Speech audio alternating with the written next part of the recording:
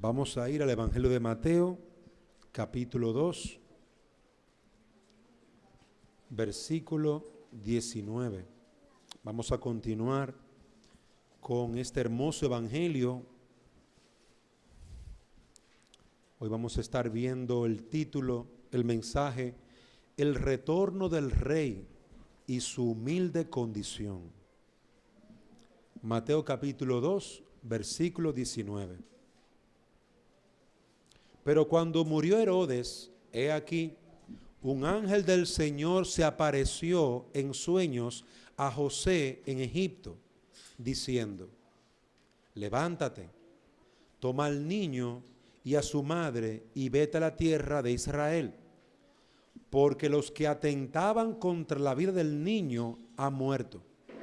Y él, levantándose, tomó al niño y a su madre y vino a la tierra de Israel. Pero cuando oyó que Arquelao reinaba sobre Judea en lugar de su padre Herodes, tuvo miedo de ir allá. Y advertido por Dios en sueños, partió para la región de Galilea. Y llegó y habitó en una ciudad llamada Nazaret, para que se cumpliera lo que fue dicho por medio de los profetas: será llamado Nazareno. Amén. El retorno del Rey y su humilde condición. La idea que vamos a estar viendo, o la idea exegética que el evangelista Mateo nos trae, es que la persecución contra Jesús continuaba viva.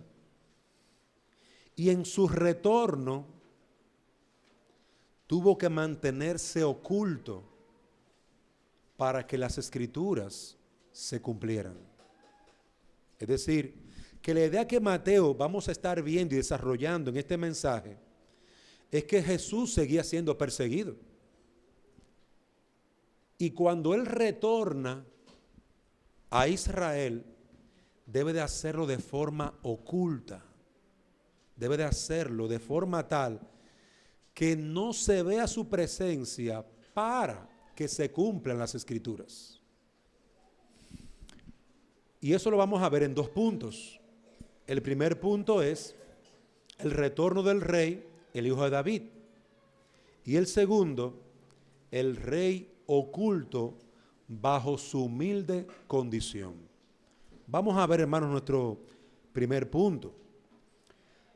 El retorno del rey, el hijo de David. Hermanos, luego de la gran persecución desatada por Herodes, donde él mató a niños inocentes en toda la ciudad de Belén y en sus alrededores, este rey Herodes, o como se le llamó, Herodes el primero, o Herodes el Grande, así se le conoció, un hombre astuto, un hombre sanguinario. Este hombre perseguía al hijo del rey David. Recuerden que hay palabras importantes que hemos visto como Cristo. Jesús es el Cristo. La palabra Cristo es un título. Es un título. Y ese título lo que significa es el ungido de Dios, el elegido por Dios. Ese Cristo, según las Escrituras, según la palabra de Dios, era un hijo de David, descendiente de David, por lo tanto, rey de Israel. Por eso Herodes persiguió a Jesús, el hijo de David, el rey de Israel. Lo persiguió, trató de matarlo, y como no pudo atraparlo, mató a todos los niños en esa área, de 2 años hacia abajo. Fue una matanza terrible. Hoy veremos, amados hermanos, que Jesús fue mantenido oculto por un largo tiempo hasta que se revelara su ministerio. ¿Y cómo se mantuvo oculto?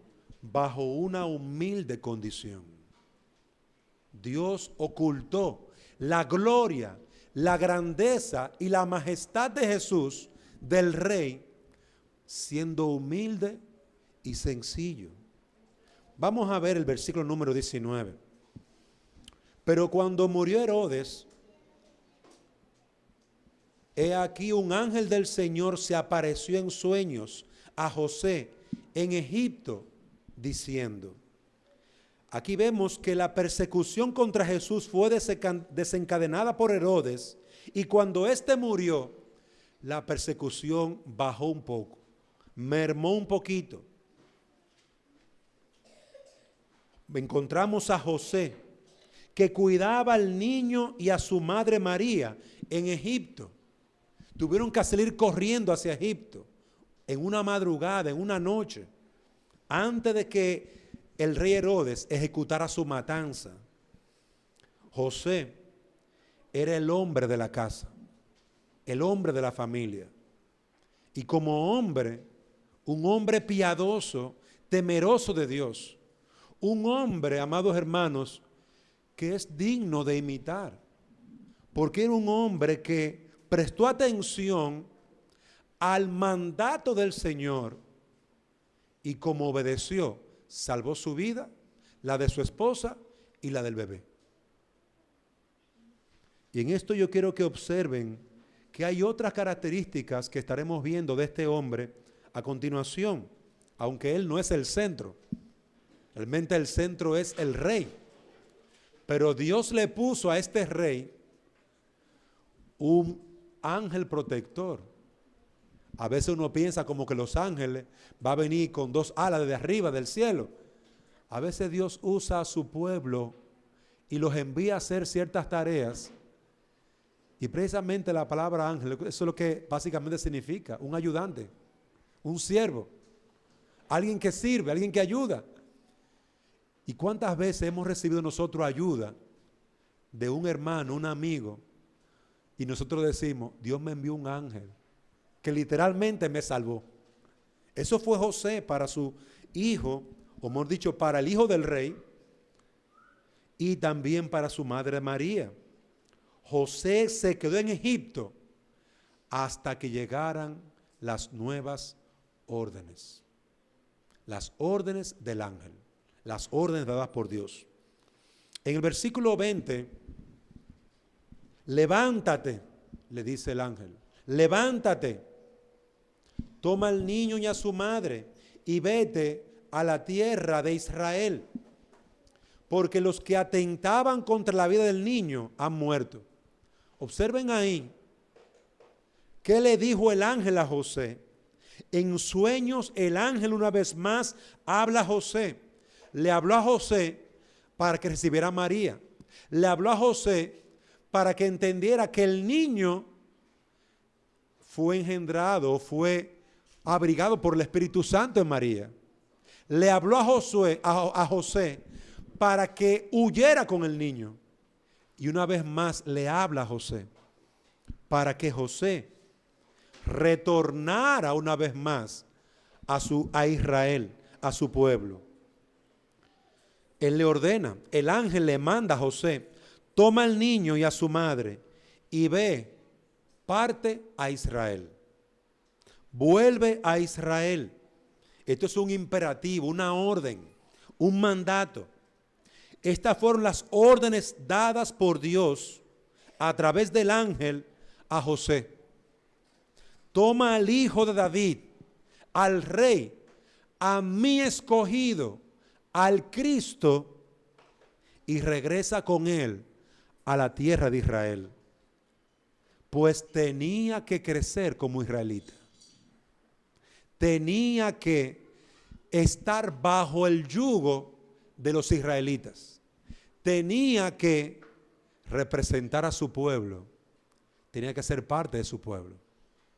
Por eso Dios llama una vez más a José y lo reenvía otra vez, le da el mandato de volver a Israel. El niño debía de crecer bajo el yugo, y no me refiero a un yugo de esclavitud, sino me refiero bajo la obediencia, bajo el conocimiento de la ley de Dios y del pueblo de Dios. Tiene que crecer en ese ámbito. La huida a Egipto no era permanente. Salir de Israel fue providencialmente para salvar la vida, pero ya tenía que volver. Solo sería hasta que muriera Herodes, y fue precisamente lo que sucedió. El ángel le dice a José: levántate, vete a tierra de Israel, porque los que atentaban contra la vida del niño han muerto. ¿Y cuánta gente había? No uno solo, pero con poder. Herodes el grande, Herodes el primero. Ya murió Herodes, vuelve otra vez, regresa a Israel. Ese era el trabajo de José, hermanos. Ese era el trabajo de José. Dios le está hablando a José. Y yo quiero que los hombres de manera especial vean esta parte. ¿Cuál es tu trabajo? Tú lo sabes. En tu casa. ¿Qué tú eres? Yo soy el hombre. Muy bien. Definamos tu trabajo. ¿Qué tú haces en tu casa? No, mire, yo trabajo, yo traigo el pan. Muy bien. ¿Qué más? No, así está bien. No, te falta. ¿Y tus hijos? ¿Tú los instruyes? ¿Tú los educas? ¿Tú les llamas la atención? ¿Tú los amonestas? ¿Tú usas la fajita para que sean obedientes? Eso es parte de tu trabajo. Tú eres cabeza en el hogar. Hablemos de tu esposa. ¿Y tu esposa? ¿Cómo se siente ella? ¿Como una esclava? Porque tú llegas tarde y ella hace todo y tú solamente apareces cuando hay algo, un cumpleaños, algo interesante, o simplemente te llega y te sienta ahí en la televisión a pasar canales. No debe ser eso así. Si tú eres el líder en la casa, Dios va a pedirte cuenta por esa casa y por esa mujer y por esos muchachos. ¿Estás tú amando a esa mujer como Cristo amó a la iglesia? Eso es lo que dice Efesios 5, 21 en adelante. ¿Estás tú cuidando a esa mujer? ¿Estás tú velando por ella? Comúnmente en una consejería yo siempre le pregunto a la mujer por el hombre. Le pregunto a ella: María, ¿cómo está Dante? Yo no le pregunto a Dante por Dante. ¿Qué va a decir Dante? Dante, ¿cómo tú estás? Excelente, yo me porto bien. María, ¿eso es así? Bueno. Mire, pastor, yo le voy a ser sincera. Yo le voy a decir la verdad. Y ahí empiezan los problemas. Queridos hermanos, José era un hombre. Dios providencialmente no le habló a María, le habló a José. Este es tu deber. Cuida, defiende, ama, protege a esa mujer y a ese niño. Ese es tu deber. El ángel siempre habló a José, porque en lo que le correspondía a José, proteger a su hogar, ese era su trabajo. Esos brazotes de hombre no es para lucirlo. Miren qué lindos brazos tengo, no es para eso. Es para que usted proteja a su mujer. Esa cabezota inteligente no es solamente para que usted haga dinero o para que trabaje. Es para que usted piense en el bien que le puede hacer a su mujer y a su hijo y a sus hijos. José es un buen ejemplo en este sentido. Y mire el versículo 21. Le mandaron a José: regresa a Egipto. Versículo 21, lea conmigo. Y él, levantándose, tomó al niño y a su madre y vino a la tierra de Israel. Era un hombre obediente. Es hermoso ver esto. Inmediatamente José recibió las órdenes del Señor. ¿Qué hizo José? Sí, Señor. Sí, Señor. y cumplió con su deber. José no era guardia, ni era policía, pero sabía seguir órdenes, sabía obedecer, sabía cumplir con su deber. La madre y el niño debían de regresar a Israel. ¿Quién lo iba a llevar? ¿El vecino? No, el responsable era el papá, José. Y Dios le dice a José, toma el niño y toma a su mamá y regresa a Israel. Y José inmediatamente cumplió con su deber. Hermano, esto es importante. La vida del rey dependía de un hombre, de José. Y es interesante ver en el día a día, en las naciones, siempre se protege al rey sobre todo. Siempre se protege al rey, porque hay que cuidarlo. Si muere el rey, cae el reino. No importa la cantidad de generales que haya, de coroneles, de cabos, el importante es el rey. Él es la cabeza del reino. José era el padre, pero no era el principal. Sin embargo, por cumplir tan fielmente su trabajo, brilló. Por ser fiel al Señor, aunque el rey era lo más importante, el guardaespaldas, en el ejemplo que yo ponía, el guardaespaldas, el que protege al rey, el que protege al presidente, o en el caso de aquí Honduras, protege a la presidenta, ese guardaespaldas tiene que estar despierto. Nadie se le puede acercar al rey, a la presidenta. Esos hombres tienen que estar adelante en toda situación, previendo problemas, no esperando que pasen. Dios utilizó a un varón, a un hombre, para que cumpliera su deber como esposo y como padre. Y este hombre lo hizo bien. Lo hizo bien. Inmediatamente José recibió las órdenes por el ángel del Señor, partió con el niño. Inmediatamente tomó a la madre y al niño y salió a la tierra de Israel. Y en todo esto podemos ver dos cosas. En primer lugar, la firmeza del hombre, que por mandato divino vive y obedece a Dios. Es decir, vemos en primer lugar a un hombre firme y obediente. Carácter de firmeza, carácter fuerte, que puede resolver situaciones, y un hombre obediente. Las dos cosas van de la mano. Las dos cosas van unidas en el carácter de un buen hombre. Este hombre es un hombre protector, cuidador de su hogar. Y es la firmeza que Dios espera que todo hombre tenga. Dios espera que todo hombre sea valiente, cuide a su familia, atienda a su hogar. Dios espera que todo varón obedezca su palabra. Dios espera que el hombre sepa recibir órdenes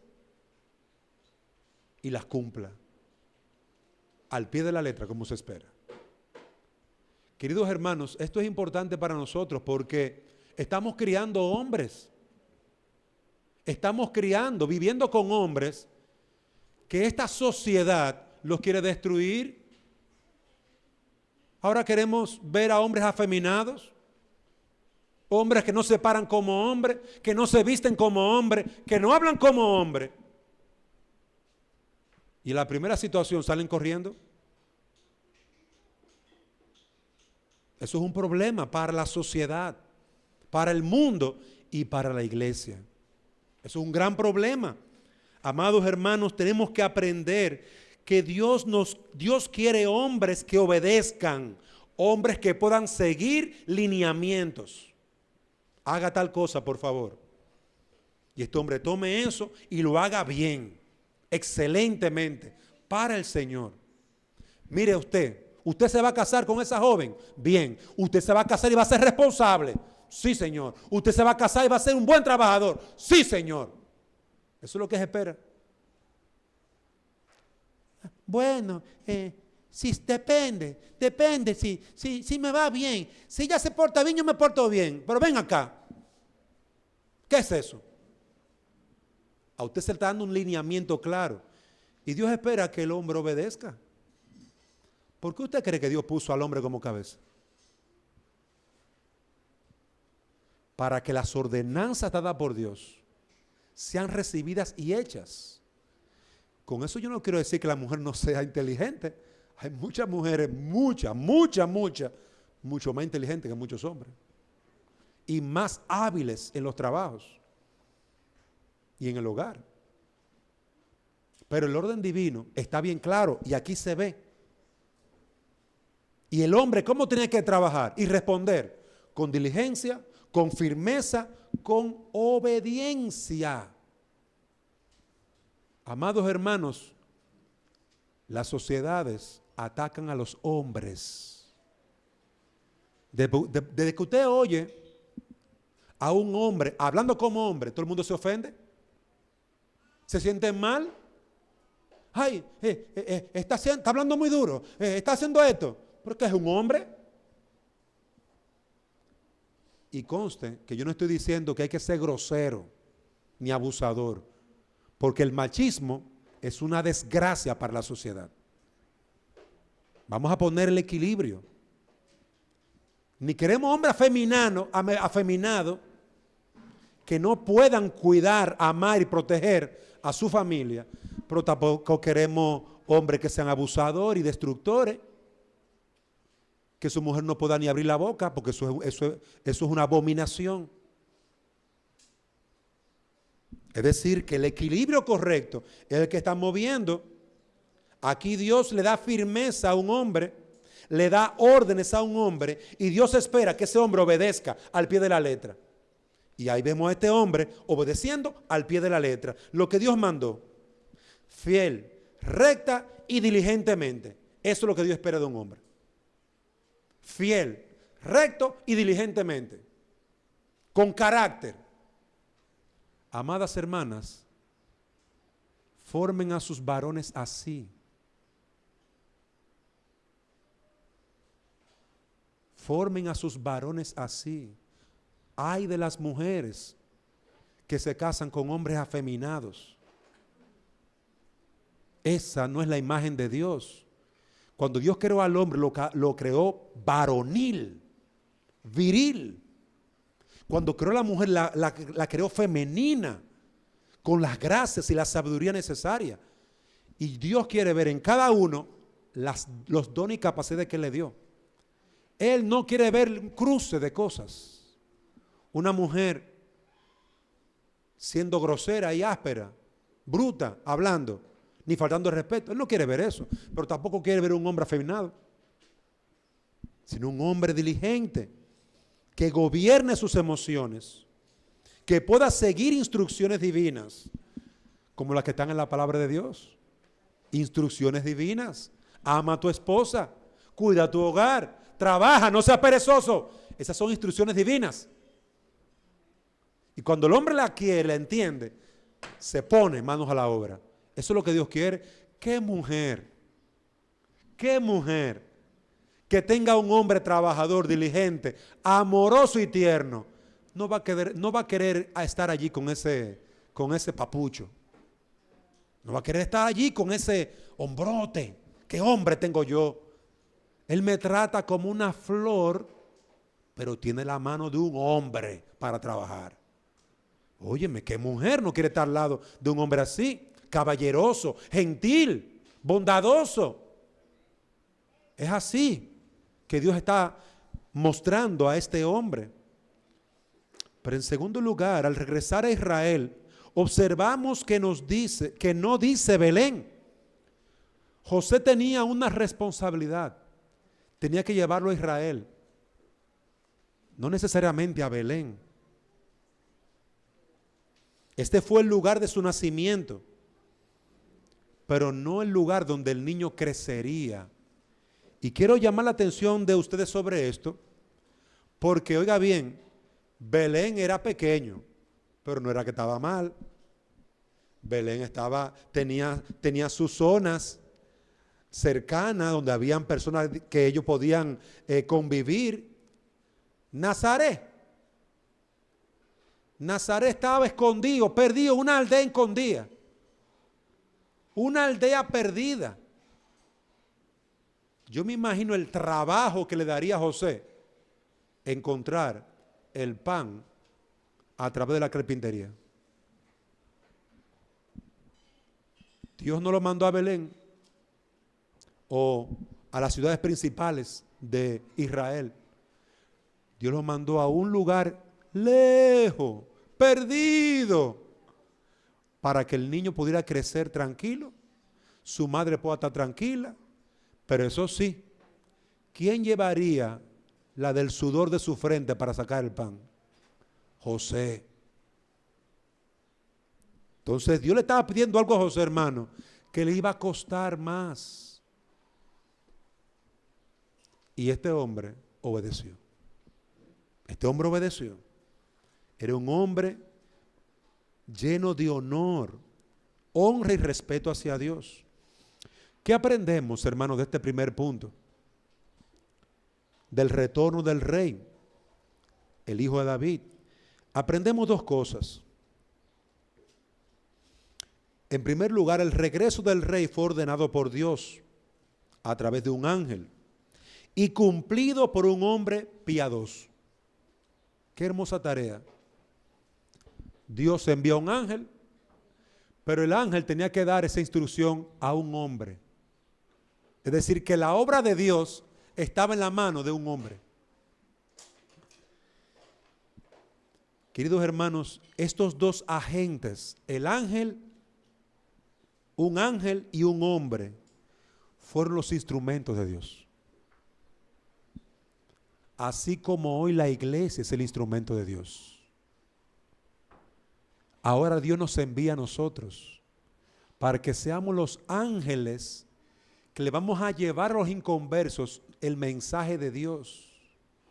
Sal de esta tierra de pecado, de impiedad y de maldad y ven a Cristo.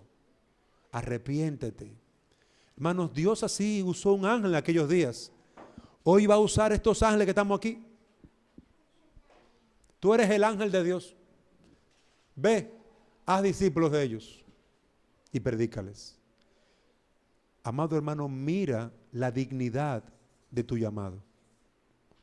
Eres el ángel que va a llevar el mensaje para los que están en oscuridad, dentro de tu familia, en tu barrio, en tu aldea, en tu ciudad, en tu país y en el mundo entero. Pero en segundo lugar aprendemos que la importancia de que nuestros hombres sean enseñados en obediencia a Dios y en un carácter varonil es importantísimo para la iglesia, para la familia y para el mundo. Queridos hermanos, José demostró ser un buen protector de su hogar. José demostró ser un buen proveedor y un líder en su hogar. Y todo por obediencia a la palabra de Dios. Por eso, aprendemos que la crianza de hombres piadosos y obedientes es importante y se va a traspasar, va a llegar a la iglesia, va a llegar al mundo. Qué bonito ver una familia ordenada según la palabra de Dios. ¿Dónde nace eso? En el hogar de la madre y del padre que están criando a ese muchachito, a ese chihuín. Ahí es donde empieza. Esa familia feliz que glorifica a Dios, ese hombre que protege a su esposa, esa esposa que honra a su esposo, ¿dónde empieza? En la crianza nuestra a nuestros hijos. Así que eduque, edifique, críe hombres obedientes a la palabra, obedientes a Dios. Por favor, no críe hombres desobedientes. Por favor, no críe hombres egoístas. Todo es para ellos, todo es para ellos. El niño, es que el niño lo quiere todo para él. Enséñele a ese varoncito a compartir. Pero es que él llora cada vez. No, espérese. Cuando yo le doy su fajazo y puede llorar, porque obviamente tiene que llorar, le duele. Pero si él no quiere algo, o si él quiere algo, ¿por qué se tira en el piso y patale y llora? No, eso es rebeldía. Es decir, estamos educando, eduquemos bien.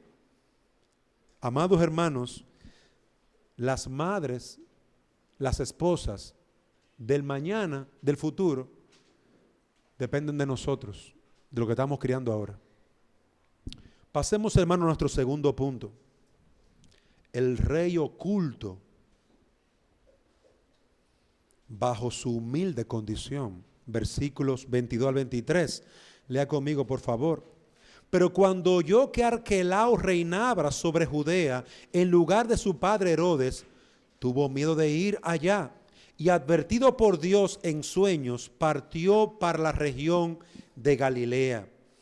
Aquí vemos que José iba de regreso a Israel hasta que escuchó que el hijo de Herodes iba a reinar. ¿Pero cuál hijo? Herodes Arquelao. Herodes tuvo 3 hijos que cuando él antes de morir le dejó en su testamento la división del territorio en 3 partes. Ahí estaba Herodes Arquelao, Herodes, a ver, me acuerdo el otro nombre.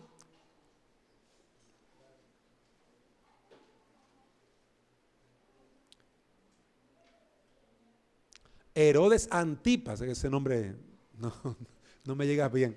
Herodes Arquelaos, Herodes Antipa y Herodes Felipe. Eran 3 hijos de Herodes que recibieron herencia, una parte del territorio. Y a donde quería volver José, era donde vivía, era donde reinaba Arquelao, Herodes Arquelao, igualito de malvado y perverso que su padre. Sanguinario. Tan sanguinario que yo veía en la historia, un poquito, me puse a buscar en la historia de ellos. ¿Por qué José, me preguntaba yo, por qué José no quiere ir a donde reinaba Arquelao? Oh, hermano, el pueblo de Israel, los judíos tuvieron una revuelta porque se sentían mal. Herodes el primero, el padre, le pone un águila en el templo. Para los romanos esa águila representaba parte de lo que era su adoración. Para un judío era algo abominable, algo perverso. Entonces hubieron algunos ancianos que estuvieron instruyendo a los jóvenes: hay que derribar esa águila que está en el templo. Y algunos jóvenes de noche destruyen el águila, pero son atrapados, son hechos presos. Y a los jóvenes se les deja preso, pero luego se les suelta, pero se martirizan, se matan a los ancianos que dieron las órdenes. Entonces muere Herodes el grande, Arquelao toma el reinado y en vez de ser sabio, vamos a resolver esto en paz. Mi padre cometió este error, diría yo, ¿verdad? Mi padre cometió este error, matar a estos ancianos piadosos. Había una revuelta. ¿Sabe lo que hizo Arquelao? Bañó el pueblo en sangre. Metió a los militares para que mataran a diestra y a siniestra. Entonces imagínese usted, José vuelve con el niño a donde este mismo Arquelao. No quiso. Dios habló a José. Arquelao era un líder, era un etnarca, un líder político colocado sobre el pueblo de Judea. Y como su padre, Arquelao ejerció una cruel tiranía. Cruel, derramando sangre inocente, lo cual provocó mucho odio en Israel contra este etnarca, contra este hombre. Herodes Arquelao fue la causa del temor de José, porque iniciando su reinado, mata a muchos judíos que justamente estaban exigiendo su derecho. Pero Arquelao no le interesaba. Quería demostrar su fuerza y así mata a muchos judíos. José vio en Arquelao un gran peligro y un gran perseguidor. Y advertido por Dios, como nos dice el versículo 22, advertido por Dios, en sueños partió a la región de Galilea. Y aquí vemos otra vez la guía del Señor. Hablando y guiando a José para que huyera, se apartara.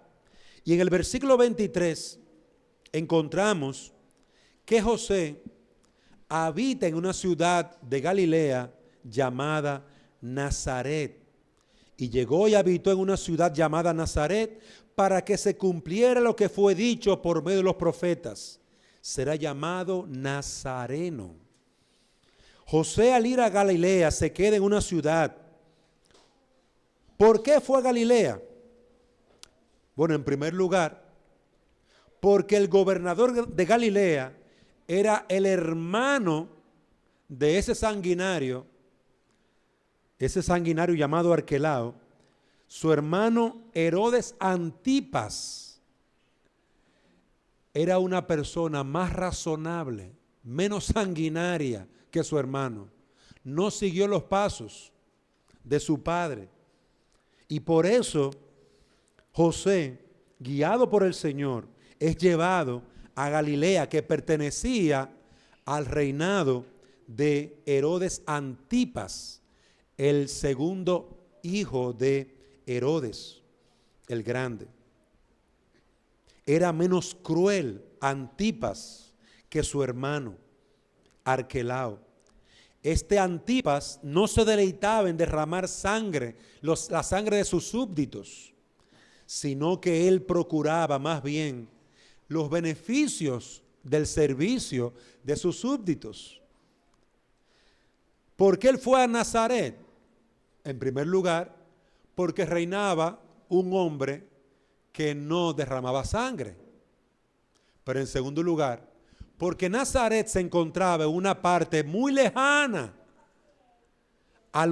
era como un suburbio, es como un pueblo, una aldea apartada de la metrópoli, de las ciudades de importancia. Por lo tanto, llamaría menos la atención. Era considerada una aldea muy humilde y pobre, Nazaret. Y la gente dirá, ¿y a qué vino José a vivir para acá? Él estaba bien en Belén. ¿Por qué no se fue a las ciudades principales? Él estaba huyendo, ocultando un tesoro. Ese tesoro era el hijo del rey David. Ese tesoro era el Cristo, hermanos. Y es en esto que podemos ver el cumplimiento de las Sagradas Escrituras. El Cristo, el Rey, había sido ocultado en una región humilde, en una región pobre, en una región que nadie le daba importancia. No le daban importancia. Allí vemos el cumplimiento de las Escrituras. Dice un comentarista llamado Hendrickson, en forma general, había un cumplimiento de los profetas, de que el Hijo de David, el Cristo, tendría una condición humilde y un rechazo por los hombres.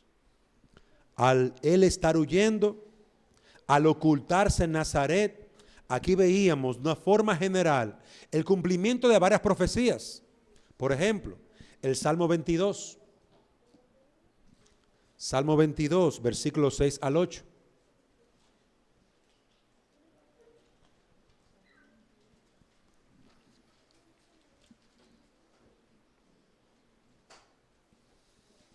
Pero yo, gusano y no hombre, oprobio de los hombres y despreciado del pueblo, todos los que me ven de mí se burlan, hacen muecas con los labios, menean la cabeza, diciendo que se encomiende al Señor, que Él lo libre, que Él lo rescate, puesto que en Él se deleita. Aquí vemos cómo se profetiza sobre el Salvador, sobre el Mesías, y se le describe como un gusano. Al Cristo, al Rey de Israel. Pienso mucho en el rey David, que aún con su gloria, cuando su propio hijo lo estaba persiguiendo, salía huyendo con la cabeza cubierta, descalzo y humillado. Qué triste que el rey, la gloria de Israel, se tenga que esconder y vivir en la región más perdida del pueblo de Dios. Isaías capítulo 11, versículo 1.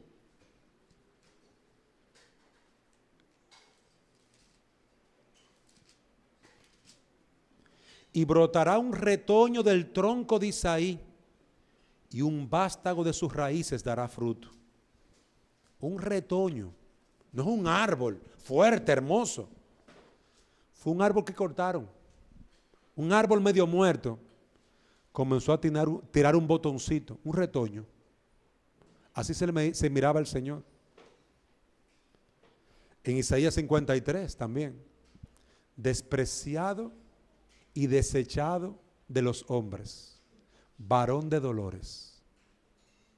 Queridos hermanos, estos pasajes y otros más, Salmo 69, 8 y 20, Isaías 49, 7, Daniel 9, 26 y muchos otros pasajes más, hablan de esa condición humilde y humillada que tendría el Rey, el Cristo.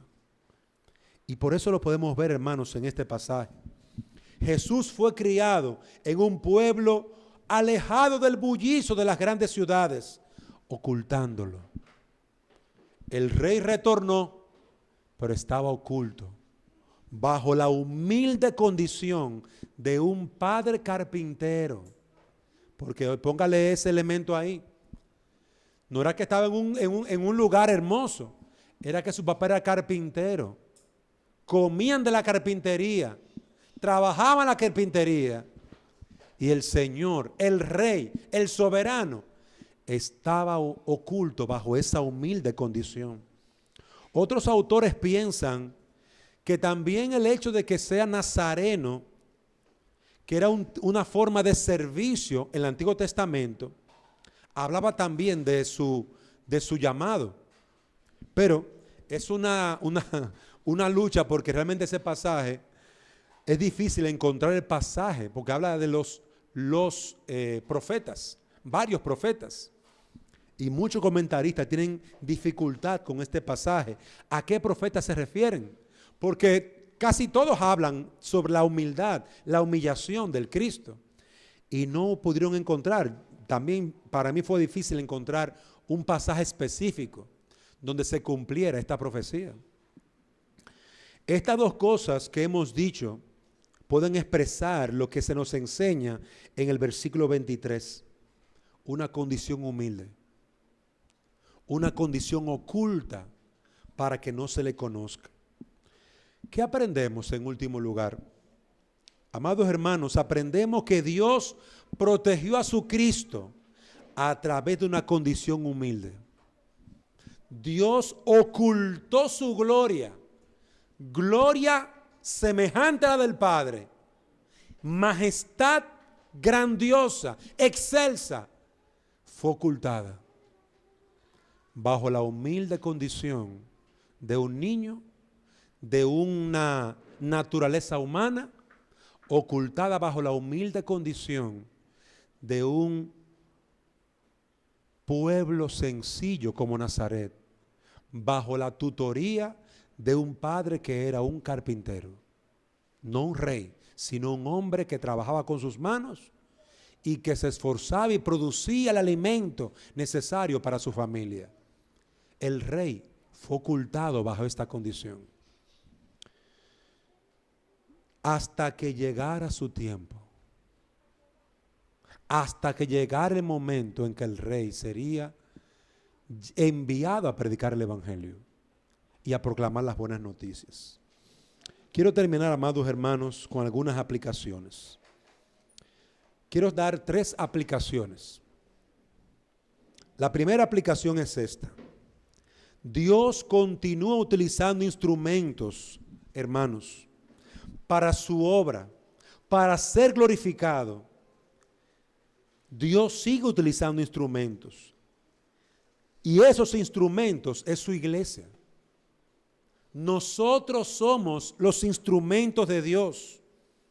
Debemos estar ocupados en nosotros, crecer en el conocimiento de Dios, pero también en el uso de los medios para alcanzar a las almas perdidas.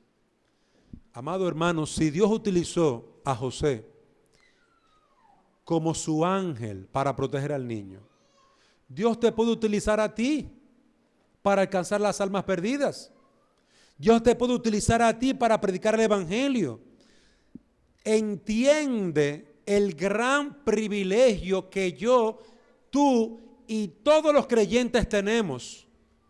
Somos instrumentos en las manos de un Dios soberano y poderoso que sigue rescatando a las almas perdidas, sigue llamando a los pecadores a través de nosotros, de la predicación del evangelio. En 1 Corintios 15 se nos dice que somos embajadores de Cristo. Embajadores, hermanos. Quiero que tú te veas con esta dignidad, porque es lo que tú le vas a decir a tu propia alma cuando tú te encuentres con un doctor, con un abogado, con un ingeniero, y ellos te digan a ti que no pueden creer en eso. Y tú le vas a decir con la dignidad de un embajador del cielo, un embajador de Cristo: mi hijo, tú estás condenado. Y todos esos títulos, para lo único que van a servir es para aumentar las llamas del infierno que te esperan. Arrepiéntete. No seas sabio en tu propia opinión. Teme a Dios. Queridos hermanos, los embajadores venimos en el nombre de Dios. Y hay personas que están muy sensibles. Y como embajador tú le vas a tener que decir: mira, Dios te amó y envió a su Hijo Jesucristo. Dios te amó y derramó la sangre de su propio Hijo por ti. ¿Por qué te apartarás de Dios? ¿Por qué te alejas de Él? Ven a Él, ven a Cristo y serás salvo. La puerta está abierta para los humildes que se acercan a Dios. Como embajador, en muchas ocasiones tendrás que amonestar a alguien que se cree más grande que Dios. Pero como embajador muchas veces tendrás que tomarlo de la mano y llevarlo con paciencia hasta que vea a Cristo como su Señor y Salvador. Cuando yo tengo que tratar con niños o jóvenes, tengo que cambiar mi mensaje, o mejor dicho, cambiar la forma en que presento el mensaje. Cuando estoy con una persona enferma, cambio la forma en que predico el mensaje, pero es el mismo mensaje. Cristo es el Señor y Salvador de tu vida. Y tú eres un pecador, ven a Él. Ay, yo no puedo creer en eso. Pero qué triste que hasta las aves del cielo reciben la bendición del Señor y tú no la puedas recibir. Qué triste. Que Dios te abra el entendimiento. Amados hermanos, tenemos que hablarle con esa gracia, porque los pecadores están necesitados y cada uno tiene una situación diferente en su hogar, en su vida. Pero en segundo lugar, padres, amados hermanos que están criando, la buena crianza es necesaria. Si levantamos hombres y mujeres diligentes y obedientes a Dios, haremos un gran bien a la iglesia, a tu familia, al mundo, a la sociedad. Hombres como José, que sigan lo correcto, hagan lo bueno, protejan su hogar y obedezcan a Dios, es lo que tú y yo tenemos que estar haciendo, preparando, edificando, hermanos. No pienses en el niño como un niño. Piensa en el hombre del mañana y en la demanda de Dios. Piensa cómo Dios le pedirá cuenta a ese hombrecito por lo que dice, por cómo actúa. Recuérdalo, lo estás preparando para que vaya al cielo, no para que vaya a la universidad. La universidad se queda corta, hermano. La escuela se queda corta. La vida se queda corta. Hay más vida más allá de esta vida. Y eso es lo que nos enseñan las Escrituras. Preparamos a nuestros niños y jóvenes, no solamente para que tengan un trabajo. Eso lo hace la escuela. Preparamos a nuestros niños y jóvenes, no solamente para que tengan un negocio. No solamente eso. No nos podemos quedar tan cortos. Los estamos preparando para que en el día final se paren delante de Dios a dar cuenta por sus actos. Y el Salmo 1 lo dice claramente. El malo no estará en la presencia del Señor. Será echado, pisoteado. Amado hermano, ¿estás criando a tus hijos como impíos? ¿Como inconversos? Sin Dios y sin esperanza, para que sean pisoteados por Dios en el juicio final.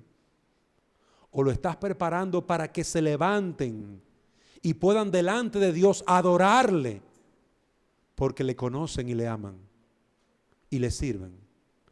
¿Para qué estás preparando a tus hijos? Amado hermano, prepáralo para que sea un gran hombre de Dios, un gran líder de Dios, un gran empresario, abogado, médico, pero cristiano, que lo haga todo para su gloria y el beneficio de esta nación que necesita gente trabajadora y buena, que se esfuerce en su trabajo, que cumpla con su deber. Hermano, yo digo buena, pero no es porque seamos buenos, sino buenos en lo que tienen que hacer. Porque sé que somos pecadores. Gente que sabe que es pecadora y sabe que tiene que ir delante de Dios a poner su cuenta clara y a confesar su pecado. Enseñemos a nuestros hijos para esto. Es algo más excelente. La gloria de Dios es más excelente que la gloria de los hombres. La gloria de los hombres se queda aquí. La de Dios es aquí y en la eternidad. Y en tercer lugar, amigo que me escucha, sé humilde y busca del Señor. El trabajo de José y de María para criar a un rey no era cosa de hombre. No era cosa de hombre. Te animo a que busques del Señor. Te animo a que tú entiendas que apartado de Dios no puedes hacer nada.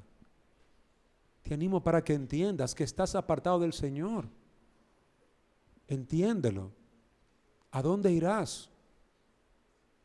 José necesitó la guía, la dirección de Dios para poder guiar a su familia. María necesitó la protección de Dios a través de su esposo para poder sobrevivir. Ese niño necesitó la guía de Dios para poder sobrevivir ante un rey que lo quería matar. Y en este mundo es como una piscina llena de pirañas. Lo que usted eche en una piscina llena de pirañas, en un río lleno de pirañas, se muere. Quiero que entiendas tu condición.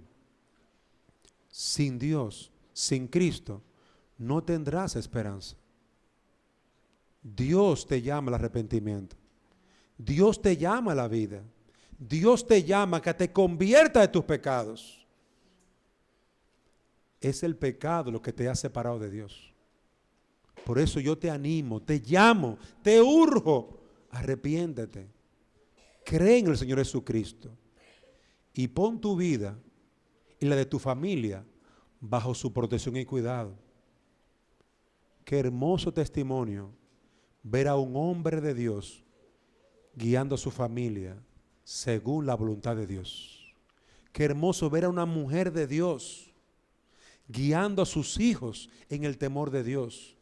Y esos hijos creciendo como hermosas plantas de olivo en una casa donde se respira el ambiente celestial,